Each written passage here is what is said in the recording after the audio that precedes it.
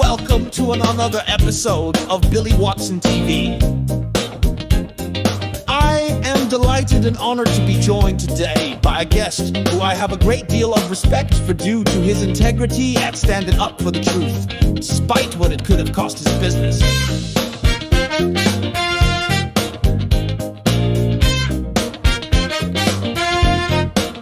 He is a caretaker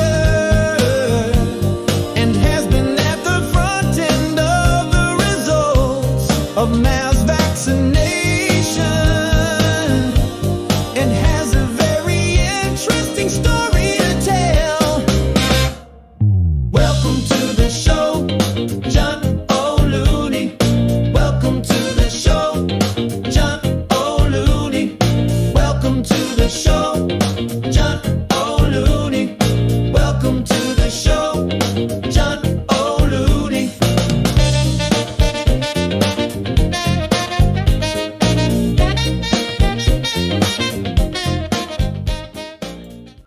Well, hello everyone and welcome to another episode of Billy Watson TV. As I said in the introduction there, it's a great honour and privilege to have this guy on the show, somebody I respect hugely for basically having the balls to call it like it is on a daily basis for the past 4 or 5 years since he has woke up to the conspiracy world, because I don't think he was too aware of the depth No. of what was going on before.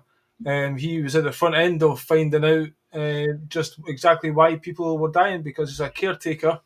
And he's seen the results of the mass vaccination. And we're going to get into that a little bit today and some other thoughts of what's going on in the world today. So welcome to the show, John. Thanks very much for joining me. Thanks very much. And I will say I love the singing intro. It's not something I've ever heard before. And I can tell you there's nothing special about me. It's very flattering, but listening to you talk, it's like listening about someone else. There's nothing special about me. I just saw something that was happening that was of great danger to everyone else and felt morally obligated to warn them, and it has been a learning curve, and I wasn't a conspiracy theorist. I was just an undertaker. So it's been a baptism of fire for me, should we say, the last 4 or 5 years. Yeah, a lot of people give me kudos as well for maybe saying things that everyone else is thinking, but to me, we should all be looking into these things, and we should all of course. be, because it's basically decent human decency, basically, you know what I mean? That's what we should all be doing, isn't it? Is my family any more important than yours? No. Well, We're all important, aren't we? That's what builds community. So, if I saw something that was of great danger to people and I didn't say anything, that made me one of them, and I'm not. Yeah, well, I heard you say in one of your interviews, it doesn't matter the size of the audience, because I used to have quite a big audience till I got shut down. Yeah, So, of course. Thanks for coming on my show with my 10 viewers. But it's To be difficult. honest with you, I've spoke to people with half a dozen viewers, and I've spoke to people with millions. Nobody is no more important than anyone else, and the idea of it is if we sit down and we spend, I don't know, an hour or 90 minutes having a chat and it saves one life. Isn't that wonderful, So we'll see if we can do that. Yeah, well, that's basically, I heard Max Egan at one point say something like that, if you do something and one person He's a great man. He's a great man. listens to you. So I just keep, I was sitting on all this stuff for quite a number of years, I've been down the rabbit holes for 30 years or whatever. And I was living in Turkey, as I told you, for 12 years. So I spent a great deal of time not doing the daily grind that everyone else has to do. I was just kind of getting by there, but I managed to, learn, soak in so much information so that when this debacle happened in the lockdown, I found that my time then I had to come and do this shooting a shit show because everyone was forced on Zoom and all these things popped up just to keep us occupied. So I was doing a daily, nightly show where 100 people were coming online, and I had all this information stored away, just coming out of me because I've been, waiting for the time where people were ready to hear it. And unfortunately, it seems like, well, basically they've shut all this stuff down, but people went back to their normal lives. And what I like about you is, on a daily basis, almost on Twitter, you're bringing the harsh reality. These cunts fucking poisoned us. Yeah, of course. And it's an ongoing thing. It hasn't stopped. Exactly, that's what I mean. Yeah. And it's just important to remember that. And people seem to have short memories. And well, I think it's very easy to normalise young death, isn't it? I can remember working for the co-op. I did 10 years with them, and They were a busy hub in comparison to me. I probably do 150, 160 funerals a year here, but we were doing about 800 a year there. And it was very unusual. I could count the amount of people under 50 on one hand. That's a regular thing now. I've got people in 40s and 50s right now in here. It's a real, and it's there's so many that are dying of those ages. It's become normalised. Well, they make So, adverts so for it, like, like football. If you're in a football and somebody has a heart yeah, attack, yeah, of you're course, and yeah, it's a whole operation to yeah, normalise this thing. But actually, we have to remember what it was like pre-COVID to what's going on just of now. course. And this technology that they've used to kill and maim is very discreet. It's designed to kill the host over a number of years very slowly. And I think what drew attention to it was that it wasn't perfect technology, and it killed a lot of people that don't normally die very early on. And that was why I kind of sat up and took notice, because there was a pattern. I've been an undertaker now for 18 years, and I know who should die and at what ages and when, because it happens every year for 18 years. It's a bit like asking a plumber to put a bathroom in or a kitchen fitter to fit a kitchen. You kind of know the job. So if it drastically changes, you see that. And I saw it, and it correlated perfectly with the rollout of the COVID jab. Well, this is why you got banned immediately on Oh, of course. YouTube. Yeah, of course. And even now, people trying to find me online will struggle because they've blacked out as much of the ability to find me as possible. At one point, Reuters, the font of all truth, said that I didn't exist. And lo and behold, oh, it's a miracle. Here I am. It is what it is. It's unfortunate the way things have gone, but my conscience is clear. I've tried very hard to save as many people from poisoning themselves as I could. Just for people who aren't aware of your story, I mean, I did find one interview where you actually the host was quite good at going into your backstory, and I think that's out there. People can find that. But just Mm. briefly, you had various jobs in the past. You're an engineer, and then Yeah, I've done various things. I think probably like many kids of my generation, my family are working class. I was never encouraged to go to college or university, and my career advice sort of consisted really of my dad on the Friday saying, "What you doing when you leave on Monday?" No, I didn't know. He said, "Right, you're working with your Uncle Frank," and my Uncle Frank was a panel beater, and I used to take every toy I had apart to see how it worked, and so I kind of fell into that, and I enjoyed it, and I was good at it, and I clearly had some mental capacity to think critically. And if you're an engineer of any description, that lends you in good stead, because you need to use your brain to think to become successful. You're only successful if you fix things. I used to fix things. And then I got laid off after 12 years at one particular job, and it was quite a senior role. And I was struggling to get back in at the same level on paper to get in a foot in the door for an interview. So I decided to retrain, and thought about what can I do where I'd be out and about, because I didn't like being in a factory, where I would be doing something worthwhile. It really is a worthwhile thing, helping people through the darkest period of their lives, and something where I'd never get laid off again. And it ticked all the boxes for me. So I kind of Googled all the local funeral firms, and got suited and booted and went knocking on doors. And that's how I got in at the co-op. And I did 10 years there. Um, the first 5 years was pretty good. And then the bank went under, and they brought the money men in, and I felt it was all about squeezing money out of people. And to be honest, there's no one that cares about people more than me. So I don't like working like that. So I spent a couple of years saving some money and looking around for the right premises, and then I left, and I remember actually going to see my manager. It was a guy called Daryl Westwood, and I said to him, "Listen, I'm in a team of 7, and everything we do, there's a paper trail. Now, this paper trail, you would sign for when you dressed the deceased, you would sign for when you transferred the deceased, you'd sign when you made a coffin, everything. There was a paper trail for it. And in this team of 7, I'd sat down and looked at everything that was done, and I was doing 83% of the work out of 7 people. So I kind of said to him, this can't carry on. I'm not, well, he said, everyone brings something different to the table. And I said, yeah, I'm bringing 83%. Why would I want to keep doing that? when you've got 6 people doing virtually nothing? And he said, well, and I said, well, there's my notice. And that was the kick up the arse that I needed to leave, because I'm a doer. There are 2 types of people in the world. There are talkers and doers. I've spoke to many of people when I worked at the co-op and who've dreamed about running their own funeral home and talked about it, but they've never actually got off their arse and done it. Well, I'm a doer, so I done it, and I've never regretted it. It's been the best move I've ever made. Yeah, I was looking at your website and listening to your interviews again, and you made a good point that basically it's a very traumatic thing for people to lose a loved Yeah, of one. course. So Yeah, of it's course. a big responsibility, and you take them all the way through. It's not like one person does this and another person does that. So Yeah, exactly. And you have a great responsibility to people that are very vulnerable mentally. It's a real traumatic blow to lose someone that you love, and your grief is a privilege, because it tells me you've had someone who you've loved and who's loved you in your life. Some people go through life, they never have that, do they? So these people are very vulnerable. So I take great pride in looking after them, and they come in as bereft strangers, and the idea is they leave as friends. And I'm really popular, especially in the local community, because I've done right by everyone.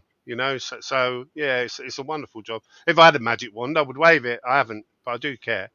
well, I liked what you said as well, because I've always thought, why do people want to get expensive coffins if they're just Yeah, going of to leave the course. ground? Why would you? My dad said to me, put me in the green bin. Yeah, And whilst I can't do that, I understood what he meant. And why would I encourage people to spend see, this was one of the things I didn't like when I worked for the co-op. They used to have sales meetings once a week. Once the bank went under, this was pre bank going under, they were good as gold. It was a really great place to work. But once the bank went under, they cut corners and cut costs, and it was all about selling stuff to people. And they would say, tell me you're going to do the best for their mum, and then show them our best coffin. Why yeah, would you do that to someone who's sitting there breaking their heart? And if I said that to someone who's sitting there breaking their heart, they will buy that best coffin yeah, to burn it. yeah, That to me is just as bad as knocking on the door and conning an old person out of 20 grand's worth of roof tiles. yeah. It's robbery, it's exploitation, and it's morally disgusting. So I don't work like that. I can get more elaborate coffins. I don't sell them, no, to be honest. Yeah, I mean, where's the humanity? Just profit has become the thing these There days. isn't, and that's the thing that saddens me, is if these people took a different approach and took my approach, for one, it would make it harder for me. But number two is I make my money with repeat business, not by fleecing people. And I'm still by far the cheapest in the area overall. You can get a cremation here at a local crematorium for about 3,400 with the visual tribute as well. That's everything all included. The other people just can't match that.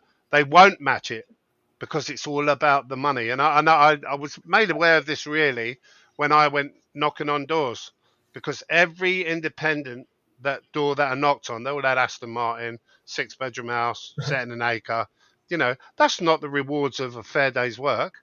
Yeah, That's the reward of exploiting people.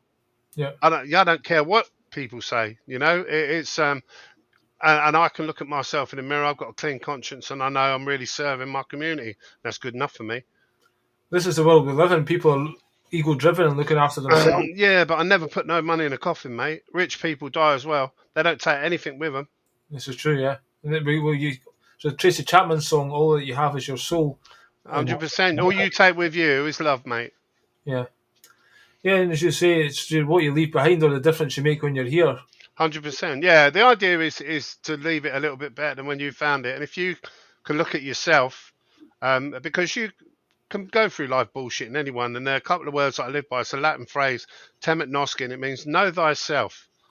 Know yourself. If you know you're doing the right thing, you've got no problem with it, because you can tell anyone whatever they want to hear about what you are and who you think you are and what you want to be. But you're always honest with yourself. Yeah, So I could look at myself, and I know my faults. I'm far from perfect. Let me, show me a man that's perfect. yeah, But I'm a good guy, and I would put myself on the line for other people, and people just don't generally do that. And I found that very, very disappointing, to be honest with you, because I thought everyone was the same. I thought everyone felt like me, and they don't. They don't care about other people. yeah. It's a rude awakening. So many times in life you get involved with people and then they show their true colours. Like, oh, Yeah, of course. Yeah, of course. Yeah, yeah. It's been a very a voyage of discovery, should we say? Because I thought everyone felt the same as me, in that if you see something that's really bad happening, you would raise the alarm to stop that happening. But they don't. They So only care about their direct debits. this is what happened to you, isn't it? You were kind of, well, you Oh, know, they all said I was mad. You know, I was dangerous. I'm a conspiracy theorist. I didn't exist. I was censored everywhere. They tried to buy me. They tried to kill me in hospital and yeah. call me a COVID death. But I wasn't intimidated. I can't be bought. I can't be compromised. And I know what they've done, and I'm going to carry on shouting about it. So it's until the masses find out, and then we will get public justice if we have to, but they are going to pay for what they've done, whether it be in this life or the next. I'm so outraged by it. I can't forgive them, and I can't let it go. Don't get me wrong. There is a part of me that wishes I could, because then I could maybe get back to some sort of normality, but I can't.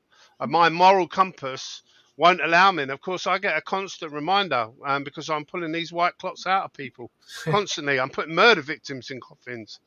So you know, how can anyone get over that? How can anyone accept that? I can't. I can't. Well, basically, as we said, you were kind of not awake to the grand conspiracy. You took a vaccine yourself to protect you from Mm. pneumonia. Yeah, that's right. Yeah. And then what happened during that in the early part of 2020, going into Oh, March? well, 2020 was obviously for me, and I've talked about this many times, so I'll try and skirt over it. But 2019 November, I was made aware there was something coming. I mean, that was a family lost a loved one in the borough of Northamptonshire, a Northampton General, and they complained that the hospital wouldn't let them have any time in the viewing room, the chapel of rest there, with their loved one. So I said, well, don't worry. I said, I'll go and pick them up quick, because that's what you do if you want someone in the best condition. And certainly when my own father died, I wanted him out of that hospital as quick as possible.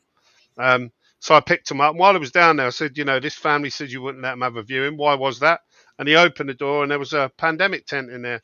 And I said, well, what's that for? And he said, we've been told there's something horrible coming. And I'd never seen that before. I kind of recognised it for what it was, but you know, it was not something I'd ever come across. So, and that was my. He didn't use the word COVID. He just said something horrible coming, and the rest is history. January, the news broke, and I was frightened. You know, I'm an ex-smoker, um, asthmatic. You know, here's a disease that destroys the lungs, that gives you pneumonia, and we were shown pictures of people falling over, and I was frightened. You know, I had the BBC contact me and ask me very early on, 8, 10 weeks in, can they come and interview me? And I was happy to do that because you want to help and do your bit. And, you know, I was saying to people, be careful. But on reflection, the thing that struck me about them, they turned up, it was a man and a woman. The man was doing the camera work and she briefed me. They were here for about 3 hours for like a 10-minute interview. And on reflection, she was briefing me on what they were going to ask me and the responses they wanted. Yeah. And I had never done an interview, so I wasn't aware. I thought that was normal, you know. And I was like, okay, if that's what you need. And they got me to dress up in PPE as well for effect. And I bitterly regret that now, knowing what I know, because as the stories unfolded, and I've seen through the lie and seen who's dying now, you know, I'm mortified at the thought of convincing anyone to go and get a poisonous jab. I mean, but the reality was this was in early 2020 before they'd even rolled the jabs out. But they used me to ramp up the fear, and I recognised that for some time, and utterly condemned them for it. You know, it's false reporting. Why do you think they came to you? I think because I'd rung in to Free Counters Radio, I'd rung in a couple of times before for various things, quizzes they have and stuff like that. And, you know, I'm quite well known in the area and quite well known as an undertaker. And I Right. probably, I haven't got people above me limiting what I can say and who I can say it to. So I was quite well known. And they clearly knew they had a story to push out. So they're sourcing the people that they want to interview to push that agenda, to push those lies. And that's what they did. And clearly I was on their list and they used me to great effect, sadly. And then basically you seen people dying. Yeah, of well, it was COVID. a number of things that caused me to see through it. Number one, there were no more deaths than normal. what they did was they relabeled every death as a COVID death, and they monetized it as well. So every time COVID went on a death certificate, the GP surgery or the hospital were paid thousands of pounds for each death. That to me didn't make any sense. Why would you monetize a pandemic? Yeah. What does that mean? It means that people are going to put COVID on the death certificate. So at the end of 2020, there were no more deaths than normal, but there were loads of COVID deaths because they all clawed to get the money. And so then people are holding their arms out saying, right, save me. There was that. And then there was the fact I had a guy ring up called John. He introduced himself. This would have been March 2020-ish. And he rung up and he said, my name's John. He said, I work for a government-sponsored company called, it was either called emergency resilience or pandemic resilience. I can't remember now, but resilience was in there. And he said to me, my job is to call every funeral director on my list. He said, I'm going to be calling you every Monday to get the numbers for the pandemic response, And I was kind of, yeah, great, because I still hadn't quite seen through it. But I said, what do you need to know? And he said, first of all, I need to know how many you can hold capacity. So I told him. And he said, then I need to know who you've picked up every week, where from, and how many are COVID. Why would you not tell him those? You want to help. Yeah. So I knew that this guy was ringing up every Monday, and I would tell him what I'd had that week, and this was at a time when the doctors had stopped attending, and we were told this was to protect the NHS. And so all the doctors are sitting home with a headset on double money for a COVID payment. So they're quite happy to do that. And they weren't attending devs. Now, we also received an email from the Thames Valley Police saying that no police would attend and no doctors would attend, and we were to declare death. And if we had concerns, to ring them. But we're all in it together. But only us are actually going to do the work. So anyway, straight away, this pandemic resilience guy was steering me. And by that, I would ring up. I was trying to find out as much info as I could about each death to relay that information to him on the Monday accurately. So I was writing it down, the circumstances, was a COVID test done? And I would say to him, right, I picked a guy up from Kent's Hill Care Home. It's a local care home, 85 on 90 beds. And there was no doctor present. There was no COVID test done. I spoke to the staff at the point of arrangement, and this guy was an onset dementia patient. He'd been a resident for 5 years. I found him in the fetal position, which is classic onset dementia, end stages. I then met the family on the Monday to arrange the funeral. They confirmed he had onset dementia. He'd been there 5 years. No COVID. He wasn't COVID. And straight away he would say, I've got to put him down as COVID, John. And I was like, well, what's the point in you ringing me if you're going to falsify the numbers? And he said, we're under instruction to do so. And I said, well, why? And he said, because they had one person who gave a positive COVID test in there and then went on to die. They didn't die from COVID. And he openly admitted that. Why is he telling you what he's going to put down, though? Because it's amazing. But that was a weak point on his part. He shouldn't have done, probably. But he probably didn't realise what was going on either. And he was just really, when you've got a guy who says that to you, what I've just said, and then he said, well, I've got to put him down as COVID. I was like, well, why?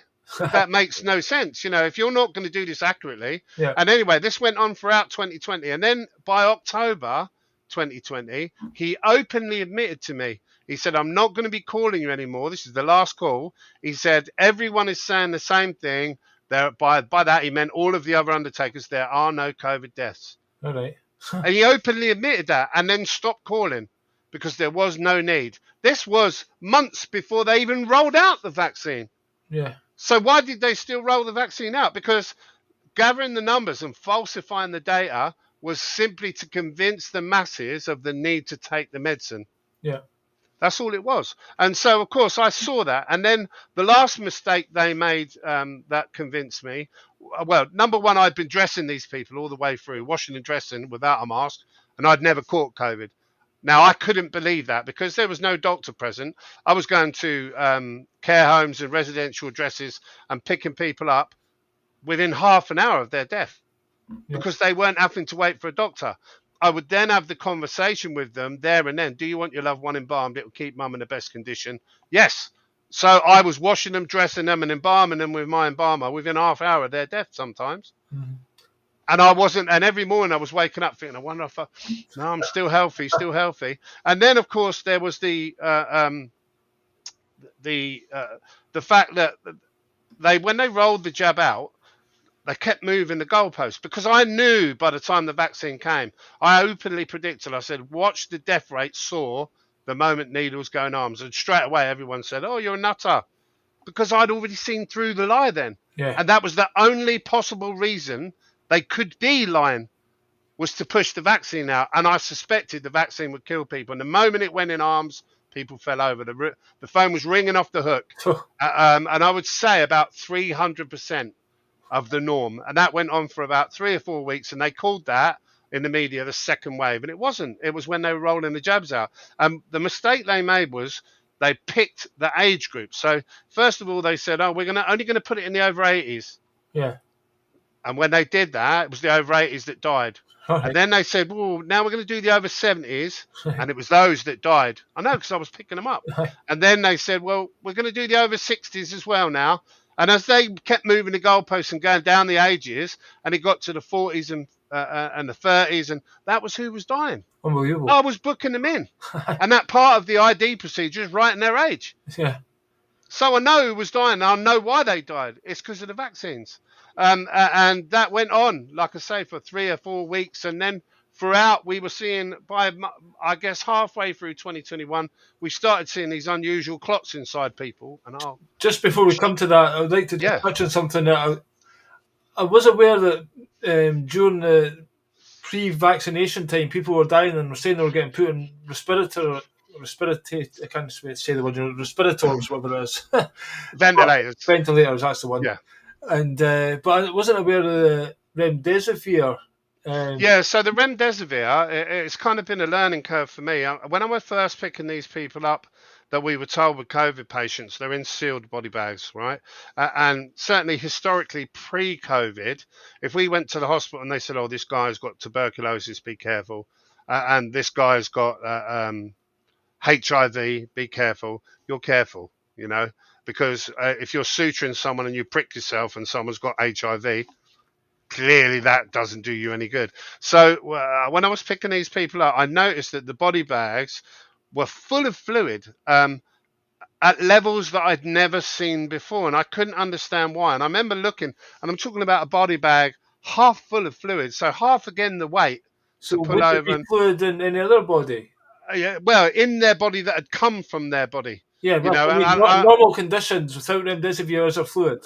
No. You would never get anything like that. And I've since come to understand, because I did the grand jury with a political prisoner called Rainer Fulmick, who's currently in prison in Germany for that's terrible. Speaking about the truth, and he'll be on the right side of history, same as me. Yeah. And when I spoke at the grand jury, I was given a 3-hour slot. Now, my testimony in that grand jury proceedings was about an hour. So I got, 6 p.m. till 9 p.m. slot where you had to be on standby. And I was honoured to be able to do it, to try and get the truth out to people. And inevitably, I'm not the luckiest soul. So I was called for 6 to 9 p.m. and I was the last one to speak.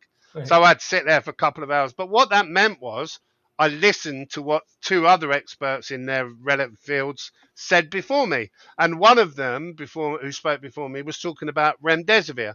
Right. And the history of it. Now, remdesivir was used extensively by Anthony Fauci in Africa on babies. And these babies were asymptomatic. They were PCR tested for Ebola. Yeah.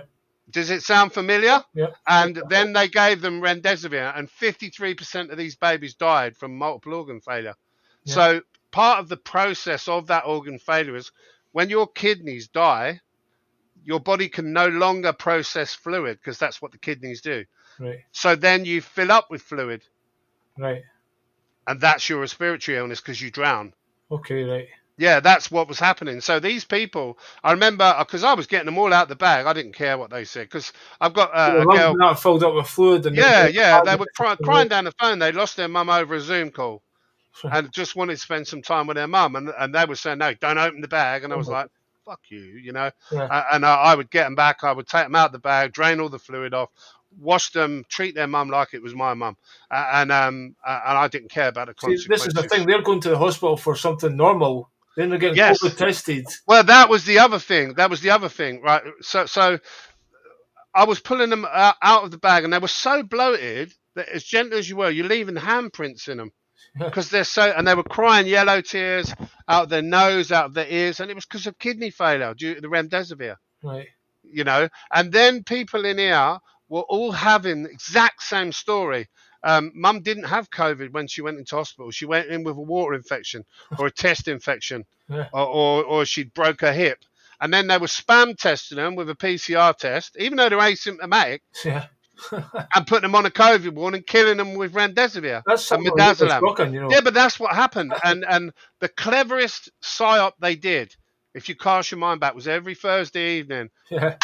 standing on doorsteps, clapping for the very people murdering their mums and dads Aye. and nans and granddads. Aye. It's insane. But whoever thought of that psyop, it was a masterstroke of evil genius, because it's imprinted on everyone what heroes these people were. Now, when you think about it logically, and we've all had time to sit back and process it now, do you remember the massive amount of very well choreographed TikTok dances? Yeah.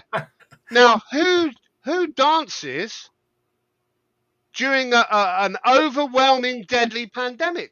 It's not normal behaviour. No, it's not. And yet everyone looked at that and clapped on doorsteps and thought they were heroes. What was going on in people's minds? I mean, what was going on? They in were nurses' lost. minds? It was a cognitive dissonance. But what about the nurses? How can they themselves? I really don't know. organise dances? I've asked myself this: how can I see through it and nobody else can? I'm wired very differently. So for me, it was satanic in nature. Yeah. The way they were dancing about. Listen, I mean, you cast your mind back to, I don't know, bubonic plague, Black Death. Do you honestly think all the medical professionals were dancing through the streets Yeah. while those people did? No, that's not normal behaviour. And then, of course, while they're on lockdown and they're ruining everyone's livelihoods and their businesses and their mental health, they're all having maskless drunken parties in Westminster. Yep. How could people not see through that?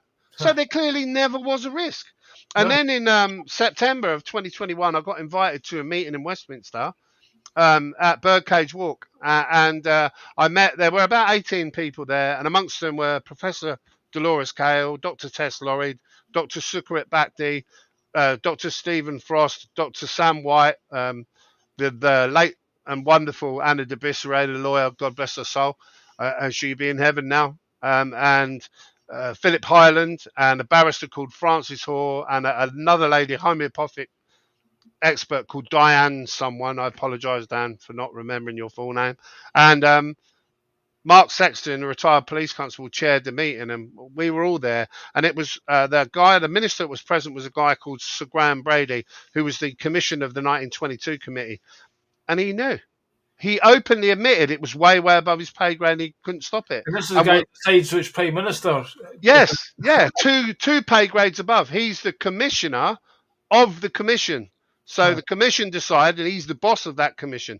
So I didn't even realise there's 2 pay grades above the Prime Minister just in him.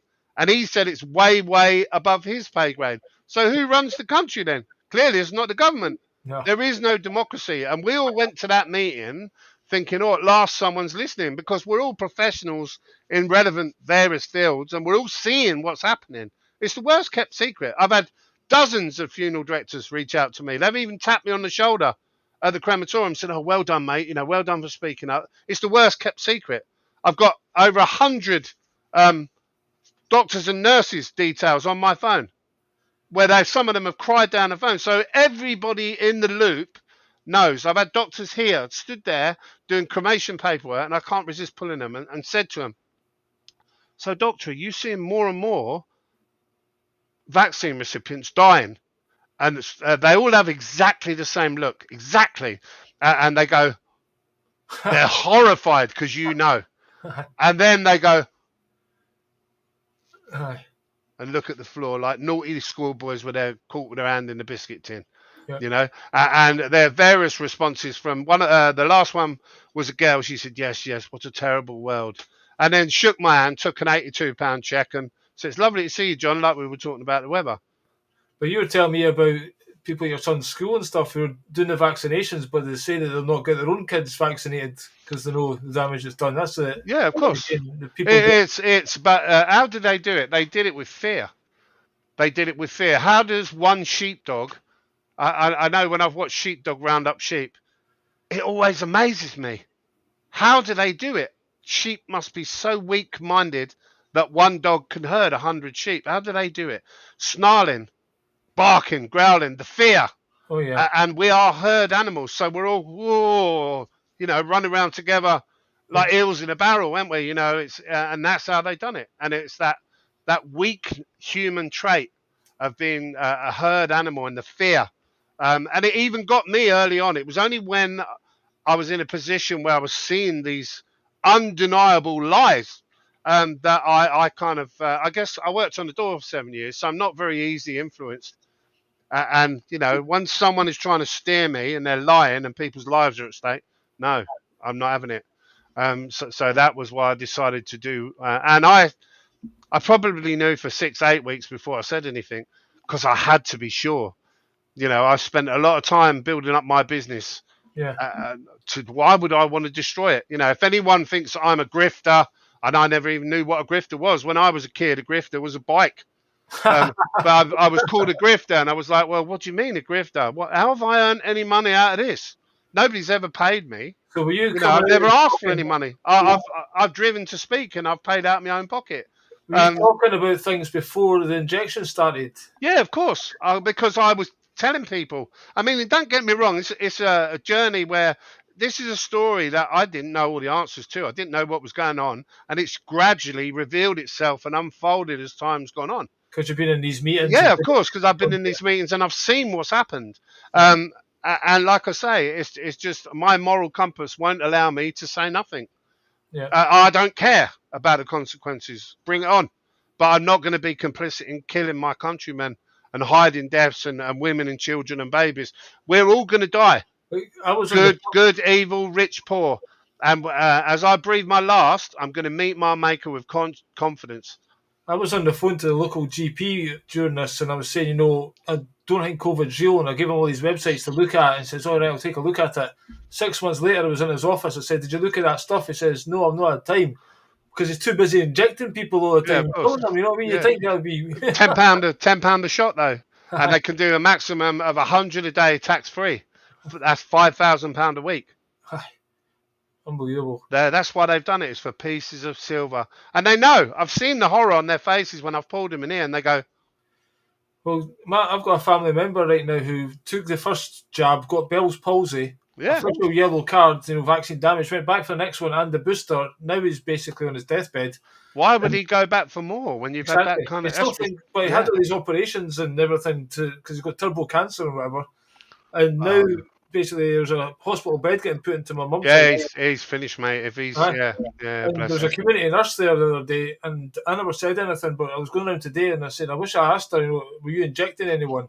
And I said, I'm going to say, you're responsible. You and your. Well, I think certainly, Santa, are you seeing lots and lots of vaccine recipients dying early? And you see the look on their face. They go, yeah, it's all the same look of shame because they know what they've done is wrong. And it's indefensible, but they think they've got a seat on the ark. And out of the hundreds and hundreds of nurses and doctors I've spoken to, some have cried down the phone, some have said it's money. Others have said I've got mortgage payments, I've got 3 kids, I've got car payments, without my job, and I've spent 10 years nursing, and they're all justifying it. Yeah. Finance, money. I lost the job because I spoke out against it. I got the sack for I was the only one in the factory not wearing a mask and had an infection. And then they were asking me to go through this machine and started vaccinating children. I was like, I'm not doing it anymore. So they told me to leave. They're going to phone the police. Two weeks later, they're at the door sacking me. So I took them to court. It's a long story, but basically I wasn't playing the game. It's fuck that because it's bullshit. But I can't believe the stupidity of these people because there is no seat on the ark for them. There's no seat on the ark for them. And the money that they've taken will all be spent and gone soon. It will do them no good when there's carbon credits and I can't believe the stupidity, the short-sightedness of them. Do you know, there was a guy here in Milton Keynes. I was driving into the city a few months ago, and all the 5G network that went up while we were on lockdown that nobody asked for. Yeah. Is your mobile phone any better? No, of course it's not, because it was never designed for that. And anyway, I drove round the roundabout because he's standing by the lamppost with an engineer's case, and he was plain clothes. And I parked up about 30 yards away in a position where he had to walk past me. So I watched him, and he's took the cover off, and he's got the loom. And I was surprised there was that many wires in a lamppost, but there was about 15, maybe 20 wires, and he's looking through them. And then he tucked it back up. He put the hatch on. And he walked past me with his little engineer's case. And I used to be an engineer, so I knew what it was. And I challenged him and said, "Look, what are you doing?" And his face dropped. And I said, "Well, what are you diving in the lamppost for?" And he said, "Well, I work for the council." I said, "Okay, then." I said, "Well, what are you doing?" And he said, "We're looking to see if EE are still stealing electricity. EE, the carrier, Yeah. because they've got repeaters in the lampposts. All right. Every lamppost has got an internet repeater in it, and the idea is it's the Internet of Things." Yeah. So I kind of said to him, I said, "Listen, don't you realise what they're going to do when they're going to pump these?" And he looked at me and he looked at the floor and he said, "Yes, yes." He said, "But there are so many people on board now." You know, when you're like, you must be fucking insane. Yeah. Why would you want to do that in the community that you live in? Do you honestly think you're going to get off scot-free? You know, they're fucking insane. They're insane. These people are mental. And he admitted the carrier is EE in Milton Keynes, and they owe Milton Keynes Hospital £10 million in unpaid power. And this leads on to something. And for people that doubt me, do you remember some time ago they said we're going to turn half the lampposts off because for climate change and to save money? It wasn't that at all. It's this stuff they retrofitted draws extra current, and the circuitry for lampposts is for lighting, so it can't carry the capacity. So the only way they can free up capacity for it is turning off lampposts. That's why they're turning off the lampposts. Right. That's what it was only ever all about. So at some point they're going to flash these 5G network. They're going to do a flash. People are going to fall over. They're going to call it the next pandemic. Yeah. And they'll be able to pick and choose the area they do it in as well, because it's their network, and they can move the resources to deal with that pandemic in advance. Yeah. And then they'll go door to door. They'll mandate and they'll go door to door. And when you listen to politicians, because they're bringing in UN soldiers, thousands and thousands every month now, the way that's going to work is that why were we not force vaccinated? Because we have human rights. We have the right to say no. What's the only way they're touting now to get rid of these illegal immigrants? Human rights law reform, leaving the ECHR, the European Court of Human Rights.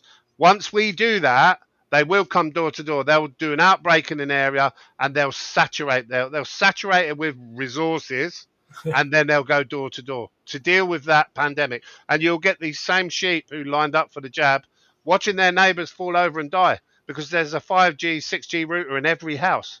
So they'll put them in on lockdown, and then they'll just blast them down the network. It's mind blowing. Yeah. And I've seen paperwork on it. I've spoken to engineers involved in setting it all up.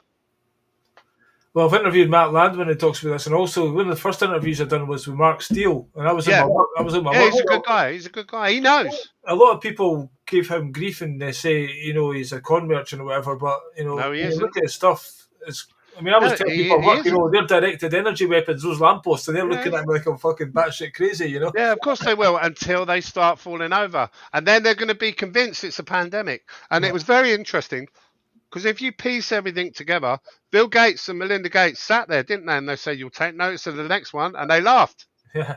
They were stifling a laugh. Yeah. That's not normal behaviour, and we will take notice, because these people are now, or these vaccine recipients are all full of graphene oxide. Yeah. That resonates under the right frequencies. Yeah. That will create terrible adverse reactions. Hemorrhagic fever they talked about, didn't they? They're going to bleed, because these graphene oxide is like tiny razor blades. And when it vibrates inside your body, it's going to cut you, and you are going to hemorrhage. Yeah. There's your next pandemic. And of course, when we see thousands and thousands of people falling over under this network, this 5G network, Yeah. people are going to be convinced it is an outbreak of something terrible, and they will offer their arms, and they'll be demanding everyone is vaccinated. And who can blame them? Well, in China, the first thing they done when they started the whole communist revolution was take the arms off people. Yeah, that's We right. don't have arms because, like, if these guys come to my door, I want a gun. You know, That's right. I That's right. want- Now, I think that's why there's a slight reprieve on America, because they got in a Second Amendment, and there's 120 guns for every 100 people. They're not going to be easy to tyrannize. They Aye. will form militias. They won't fuck about over there, but we haven't got that luxury. So I suspect, I don't know what the time scale is. I suspect they want the numbers over here to go door to door. And you notice Rachel Reeves, she said every area will have their fair share. Of course they will, Yeah, because they need to deploy them strategically in the areas they want to force vaccinate. That's what they're going to do. I yeah, can tell you it is coming, and people won't believe it until they get the knock on the door. And then they'll be trying to reason and argue with foreign soldiers who hate you and don't speak English. You're going yeah. to get vaccinated, mate. Well, basically, this whole thing with the immigrants is obviously done completely. It's a complete Oh, of agenda. course it is. Yeah, they trained them in Antalya in Turkey, Yeah, which we touched on earlier, and the east of Ukraine. yeah, And every one of these boatmen signed the Official Secrets Act before they're allowed on a boat. yeah, They're paid soldiers. That's why they're being put up. Free board, free bed. They're billets. They're barracks. yeah. This is why our own ex-servicemen are sleeping rough. We actually see pictures of drones in Ireland, and it's got these new things that are getting built. That's like army barracks they're building for them Of right course beside it the is. Yeah, of course village. it is. Of course it is. But I wonder at what point they're going to do it. I don't know. I really don't know. I kind of think one of the pointers is the price of gold as well, because the price of gold, like all commodities, it's supply and demand. Yeah. So why do people want gold? They want gold because they know they're about to pull cash. Well, fiat That's the currencies. reality. Yeah, fiat currency is worthless anyway. So when the price of gold goes through the roof, I mean, to give you an idea, in 2018, gold was £900 an ounce. At the moment, it's hovering at about 2,500 an ounce. Right. You tell me anywhere you can make an investment over 7, 8 years and get that kind of return. You couldn't. You Yeah. couldn't. So that tells me more and more people are clamoring for gold because they know what is coming. They Yeah. know what's coming. And of course, I think once we've got a digital currency, they'll force a digital ID on you to be able to access that. And then that's total slavery. Then you'll go to the garage, your card will be declined, your facial recognition will decline you because you've spoken out or you've had your carbon allowance, they'll call it. And this will be in the middle of sporadic pandemics. And it's going to get dystopian. Buckle up, people, is all I can say. Buckle up. Because it is going to happen. And I Well, don't know the timescale. If I knew the timescale, I would tell you. yeah. Trust me, we don't know the timescale. But I think it's when they have enough of these young men over here to physically overpower us in areas where they want to poison us all. I suspect they'll start with the cities and then they'll branch out to the countryside, the more rural areas. Well, It is what it is. There's nothing I can do about it, except tell you what I know to be coming. it's order out of chaos, isn't it? Yes, yeah. Well, that's why the things like the trans in kids, we all know it's bullshit. We all know it's outrageous. But then when you get someone come in who says he's going to stop it, it's order out of chaos. And that's what Trump's doing, isn't he? Yeah. Look at all the DEI for, I don't know, there was 11 million went for lesbians in Peru and just total bollocks that we all know shouldn't be happening. So when then someone comes in and creates order out of that chaos, Yeah. people instill confidence in him. And that then gives him a mandate to push forward with whatever agenda I suppose they're told to do. It's a very dark time. And I believe me, when I tell you ignorance really is bliss. I wished I never knew half of what I said. And I think because I've spoken out and people look at me and they know I'm being sincere, they know I'm not lying, then you get more people reach out to you. Some of them are nutters. Some of them are Joe Blogs, but some of them are in real significant positions. Like I've spoke to peers, politicians, guys from the military, guys from the Black Watch, people, and I've heard things that I don't really want to know. But then I have to share them. I have to give because, and don't get me wrong, I've often thought, am I making a difference or am I prolonging everyone's suffering?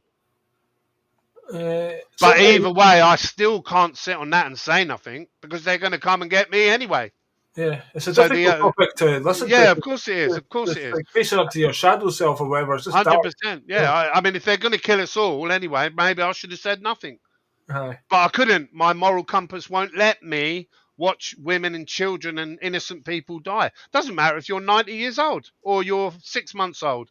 Every life has value. Every life has a right to a life. Why should we allow them to, if they're real leaders and they think there's too many of us here, lead by example and throw yourselves under the bus. But they won't do that, will they? Because they're cowards. Well, psychopaths. They are sociopaths. And I think therein lies the secret to beating them. Is if you imagine, and I've said this many times, a boardroom full of psychopaths and they're all sitting down planning our demise, how much love do you think is in that room? Not a None. lot. None of them. None of them. They'll all be frightened. All their lackeys and hangers-on and servants will all be frightened to death of them. They won't know any love in their life. Their women will be high-class prostitutes. They're not. They don't love them. Or men. Well, or men, yeah, exactly that. Then there is no love in their lives. So they have no concept of love and what we would do for each other to survive them. Yeah. And that is what will overcome them. And that's why they programmed AI. AI would never understand love. It would never will. So they won't know that there'll be people who will suicide bomb them to save other people. People that will fight them to the death for other people, not for their own benefit. And that's what's going to be. I mean, it will be. It will. It will. I'm convinced it will come at great cost. And I suspect this will probably play out where it will come at great cost after massive civil unrest, and then it will settle down, and there'll be a fraction of the people there are now. And that was the plan all along. And what they'll do is they'll usher in a new world order to get rid of the criminals, and we're never going to do that again. And to get over it all, we're going to have a new world order. And that was what they wanted anyway. Yeah. I'm not stupid. I suspect that is how it will unfold. But it is what it is. And like I say, I just an undertaker who stumbled upon something that was killing people. Just we can never quite go into that. Basically, you were starting to find all these arteries. Yeah. So these, I don't know if you can. Yeah, there you go. It's pretty good. But basically, these are inside the arteries of vaccinated people. And we started finding that really since about halfway through 2021. I had a young man of 30 in who was in really good nick. Me and you were both 30 once. You're in your prime, weren't you? And this guy dropped down dead suddenly, and he was full of this stuff. And he'd had a full post-mortem. And I contacted the coroner and said, listen, and I knew what was going on by then anyway, but I emailed him hoping I would get a paper trail. And I said, listen, I found 300-400 grams of stuff inside this guy. This isn't normal. I know you've seen it. What is it? Do you need a sample? Do you want to come and pick him up and have another look? And he wouldn't reply to the email. But I took a phone call off one of the girls in the office who doesn't look at bodies and didn't know back then. They're just doing their job. But she said, I've spoke to the pathologist. He said not to worry, and it grows inside people post-mortem, which is absolute bollocks. It's fantasy. Yeah, I worked for the coroner for 7 years on body recovery for Northamptonshire. So I know exactly what is normal and what isn't. I might not know the Latin name for every nerve and fibre inside them, but I can look at someone and I know my way around the inside of a body. I've certainly seen the inside of more deceased than any doctor in general practice. Yeah. So I know what's normal and what isn't. I've got a BIE, British Institute of Embalmers, registered embalmer here, who's done 26, 27 years. He has never seen it before. And there are a growing number of professionals that I have meetings with fairly regularly, all over the world within the industry who agree. And we're trying to raise the alarm, but unfortunately, it's too late for many of these people now. They've got this stuff inside them. And if this is growing inside them, I don't see how they can survive it. I don't see how are they going to survive your it. job, you're not really cutting people up and going into them. No, so the way it works, there are two types of embalmings that we do. I've got quite a high embalm rate here because it presents people better. So inevitably we have a closer look at someone. So with a straight case, obviously they haven't had a post-mortem and it's expected death. We make an incision below the collar line. We put a nozzle in, we tie it off, we pump formaldehyde around the body as we drain blood out through the heart, usually using what's called a trocar. And sometimes you have to do 4 6-pointer because they're all blocked up. Right. You can't get the fluid around them. And when you pull that pump out, there's a little bit of back pressure, Right. and that's when this That flies pops out. up and then you Yeah, pull that out like that. that's when you get this. And all of these are non post mortem cases. Well, that's why I mean I've got I don't know about a dozen here, and they're all very similar size because that's the size of the carotid artery that they were sitting in. Yeah. The post mortem cases, they clean them out now before they release them to me because they know I will shout about it.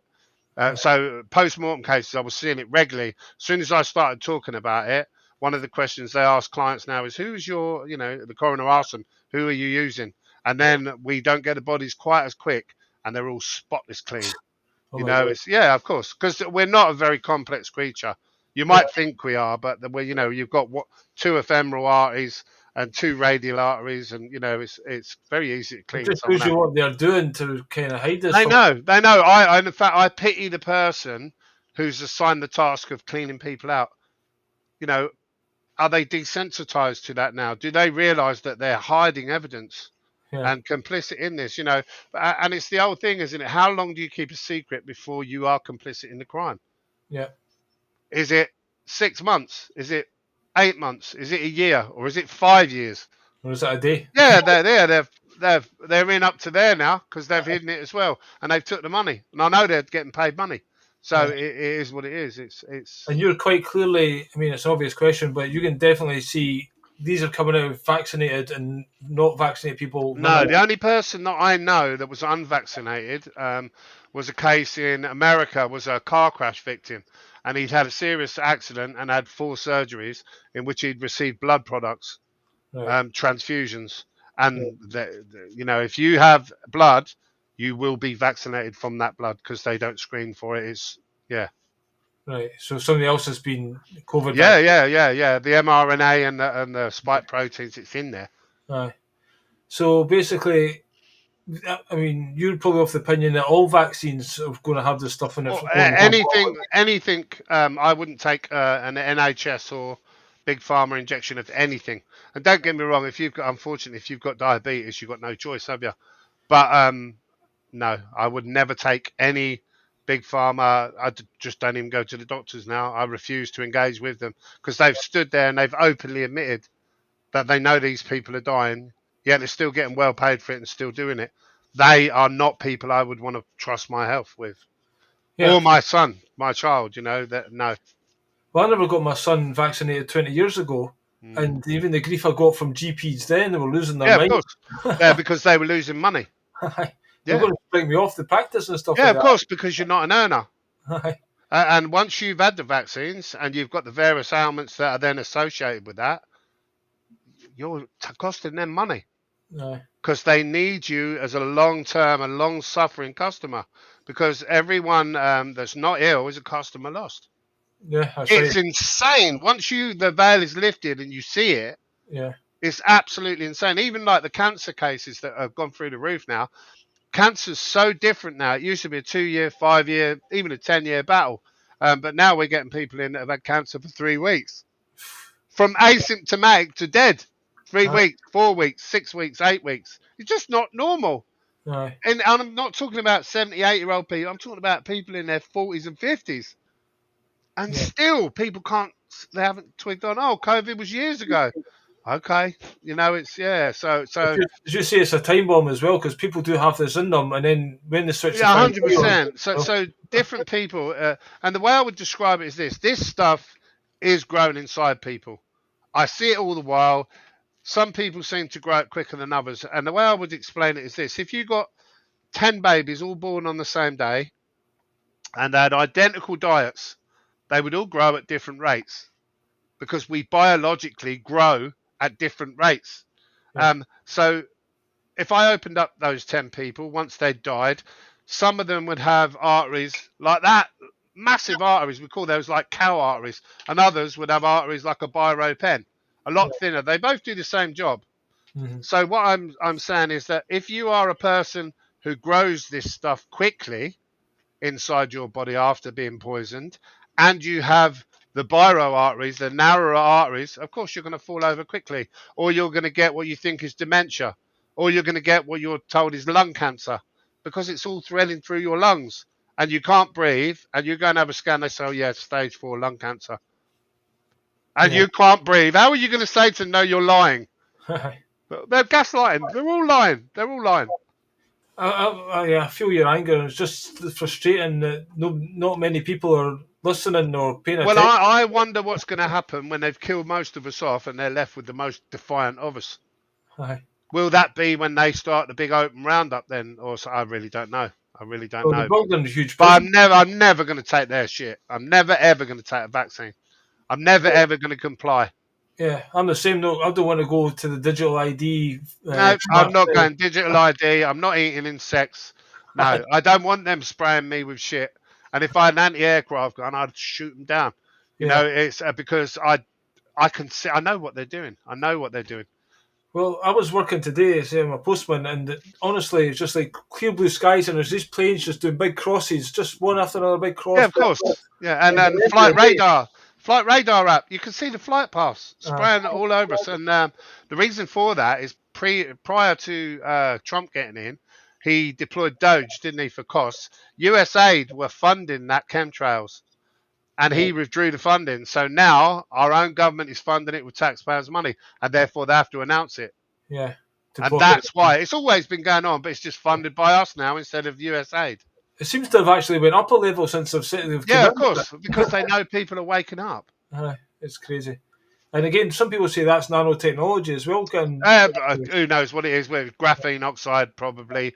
I don't doubt there'll be various poisons. There's nothing in there that's good. I mean, they've talked about strontium, nanoplastics, all sorts of crap, aluminium particles. You know, how is breathing in aluminium dust any good for you? It Exactly. isn't. It isn't. It's just designed to wear us down and poison us, and they get us then in the hospital system and finish us off, don't they? You know, it's. Totally, that's what they're doing with my family member right now, and it's absolutely Yeah, I disgusting. see it all the while. In fact, it's very interesting. I sit with all the families that I deal with, and prior to COVID, if I had 10 people who died in a hospital environment, at least 7 of them would be happy with the care that they felt they received. No one's happy now. They're all coming in frothing, Uh, asking me who do I complain to. And so they know that people are waking up to what's going on. It's what do we do about it? Do yeah, we all march down the M1, all getting on at our various junctions? Because I'm sure if 2 dozen Just Stop Oil protesters can bring the M25 to a halt, I'm yeah, pretty sure there's enough of us to march down the M1, descend on Westminster. But you would need, I think, 5 million.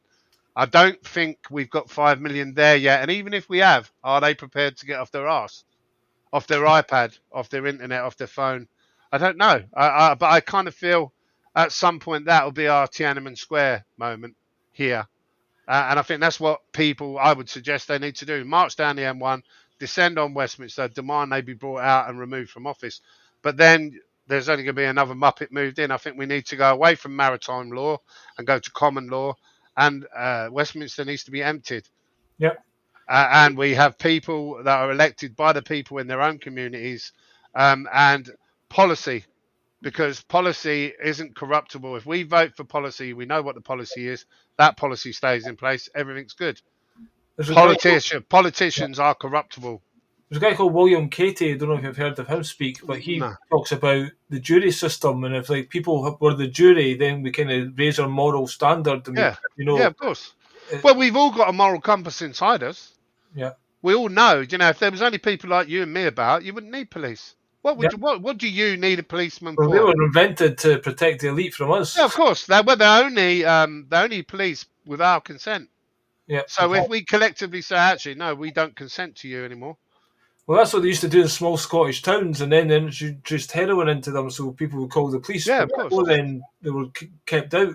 Exactly. And what they're doing now, they're importing criminals, aren't they? You To know, be the police. and then if you say anything, you're a right wing extremist or a Nazi, or when they're jailing people for Facebook posts but releasing child rapists, and they won't even look into it. It's bizarre, really bizarre. But that is part of the Agenda 2030 and the Kalergi plan.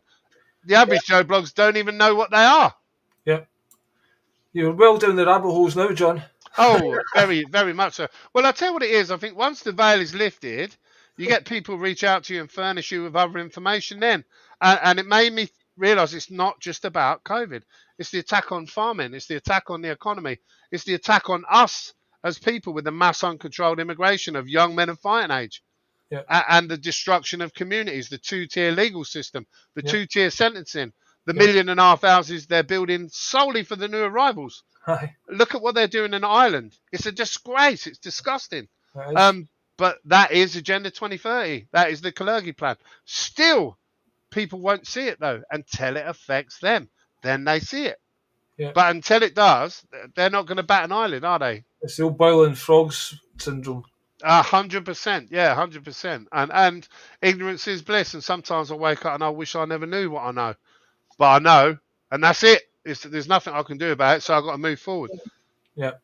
John, we could chat on forever, but we'll let you get going in this Thursday evening. Yeah. But thanks very much for your No, time. you're more than welcome, mate. And if you've got a link for it, let me know and I'll share it out. You know, might save a life somewhere, mightn't we? I will do it, and I'll talk briefly to you after a round up here. So just Yeah, hang on cool. now. All right, Billy. Thanks very much, everyone else, for listening. I hope you enjoyed John. He is on Twitter, or X, as it's called now. That's Yeah. been in the sky everywhere, and all these Yeah. football players are scoring a goal and doing this, some kind of symbolism. But anyway, he's great on there. He take the piss out of GB News on a regular basis, which can only be a good thing because Yeah, of course. I hate GB News. It's the way they pretend to be your pal, but obviously. Oh, of course. And then push the same crap. Yeah. So anyway, catch him on there under his name, John O'Looney. Thanks again for watching, and I'm back next week. I've got John Sloman, who used to be in Uriah Heep. He's going to come on and have a chat. I think he's quite awake as well, so we'll have a chat on various topics with him. But again, thanks for watching. Take care, and we'll see you in the next one. Bye-bye.